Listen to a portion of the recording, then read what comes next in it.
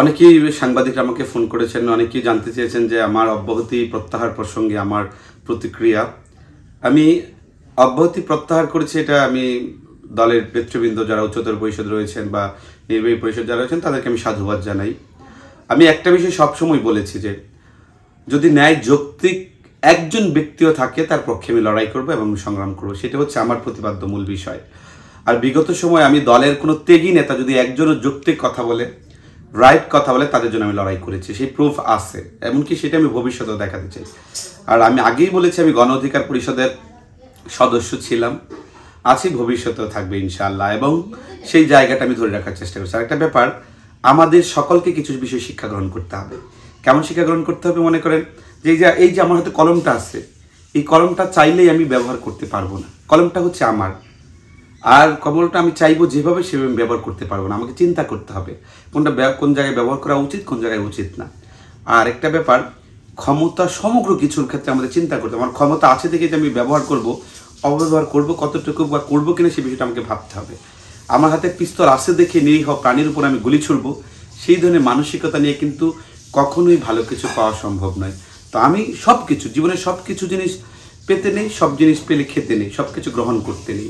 কোনটা গ্রহণ করবো, কোনটা বর্জন করব, কোনটা কীভাবে ইউটিলাইজ করব, সেই বিষয়গুলো আমাদের মাথায় রাখতে হবে, শিক্ষাগুলো আমাদের গ্রহণ করতে হবে।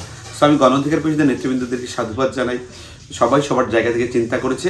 আর অবশ্যই একটা বিষয় আমাদের মাথায় রাখতে হবে যে আমরা কোন কাজটা করতে যাচ্ছি, এটা আমাদের বারবার চিন্তা করতে হবে, এটা কতটুকু যৌক্তিক। আরেকটা ব্যাপার, মানুষের সবচাইতে বড় বিচারালয় তার বিবেক।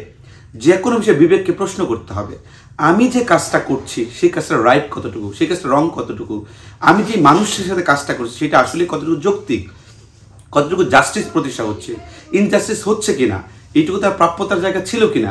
সো এর জন্য আপনার বিবেককে আপনি প্রশ্ন করতে শিখুন। আপনার বিবেককে যখন প্রশ্ন করবেন, আপনার বিবেক বলবে that is right or that is wrong, right, you have to take the right decision.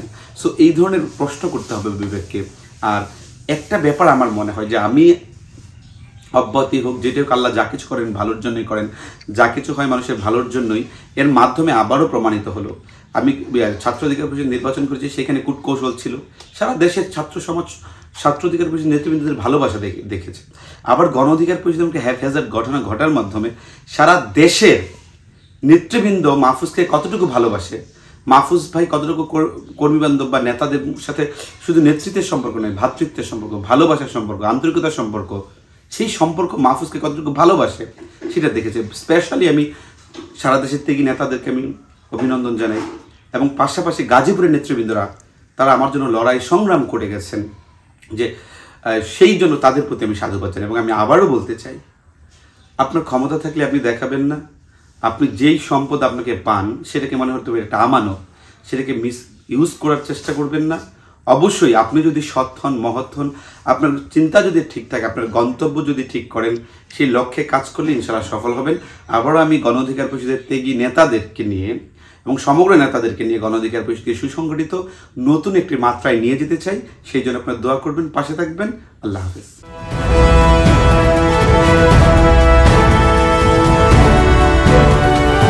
Janata TV, জনগণের আয়না।